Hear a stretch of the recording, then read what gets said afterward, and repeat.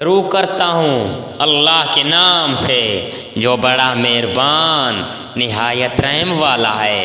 آخر کیا وجہ ہے کہ ہم اللہ تعالیٰ پر بھروسہ نہ رکھیں جبکہ اسی نے ہمیں ہماری راہیں بچھائی ہیں؟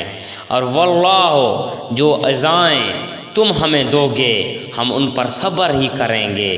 توکل کرنے والوں کو یہی لائق ہے کہ اللہ ہی پر توکل کریں۔ کافروں نے اپنے رسولوں سے کہا کہ ہم تمہیں ملک بدر کر دیں گے یا تم پھر سے ہمارے مذہب میں لوٹ آؤ، تو ان کے پروردگار نے ان کی طرف وحی بھیجی کہ ہم ان ظالموں کو بھی غرق کر دیں گے اور ان کے بعد ہم خود تمہیں زمین میں بسائیں گے۔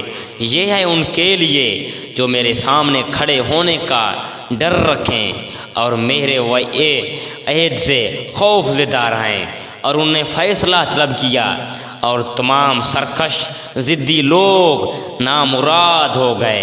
اس کے سامنے دوزخ ہے جہاں وہ پیپ کا پانی جہاں پلایا جائے گا، جسے بمشکل گھونٹ گھونٹ پیے گا، پھر بھی اسے گلے سے اتار نہ سکے گا، اور اسے ہر جگہ سے موت آتی دکھائی دے گی لیکن وہ مرنے والا نہیں۔ پھر اس کے پیچھے بھی سخت عذاب ہے۔ ان لوگوں کی مثال جنہوں نے اپنے پالنے والوں سے کفر کیا، ان کی اعمال مثل اس راکھ کے ہے جس پر تیز ہوا آندھی والے دن چلے۔ جو بھی انہوں نے کیا اس میں سے کسی چیز پر قادر نہ ہوں گے۔ یہی دور کی گمراہی ہے۔ کیا تو نے نہیں دیکھا کہ اللہ تعالیٰ نے آسمانوں کو اور زمین کو بہترین تدبیر کے ساتھ پیدا کیا؟ اگر وہ چاہے تو تم سب کو فنا کر دے اور نئی مخلوق لائے، لیکن اللہ پر یہ کام کچھ بھی مشکل نہیں۔ سب کے سب اللہ کے سامنے روبرو کھڑے ہوں گے۔ اس وقت کمزور لوگ بڑھائی والوں سے کہیں گے ہم تو تمہارے تابع دار تھے، تو کیا تم اللہ کے عذابوں میں سے کچھ عذاب ہم سے دور کر سکتے ہو؟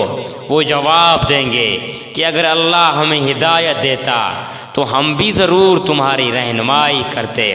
اب تو ہم پر بے قراری کرنا اور صبر کرنا دونوں ہی برابر ہے، ہمارے لیے کوئی چھٹکارا نہیں۔ جب اور کام کا فیصلہ کر دیا جائے گا تو شیطان کہے گا کہ اللہ نے تو تمہیں سچا وعدہ دیا تھا اور میں نے تم سے جو وعدہ کیے تھے ان کا خلاف کیا۔ میرا تم پر کوئی دباؤ تو نہیں۔ ہاں میں تمہیں پکارا اور تم نے میری مان لی، بس تم مجھے الزام نہ لگاؤ بلکہ خود اپنے آپ کو ملامت کرو۔ نہ میں تمہارا فریاد درست اور نہ تم میری فریاد کو پہنچنے والے۔ میں تو سرے سے مانتا ہی نہیں کہ تم مجھے اس سے پہلے اللہ کا شریک مانتے رہے۔ یقیناً ظالموں کے لیے دردناک عذاب ہے۔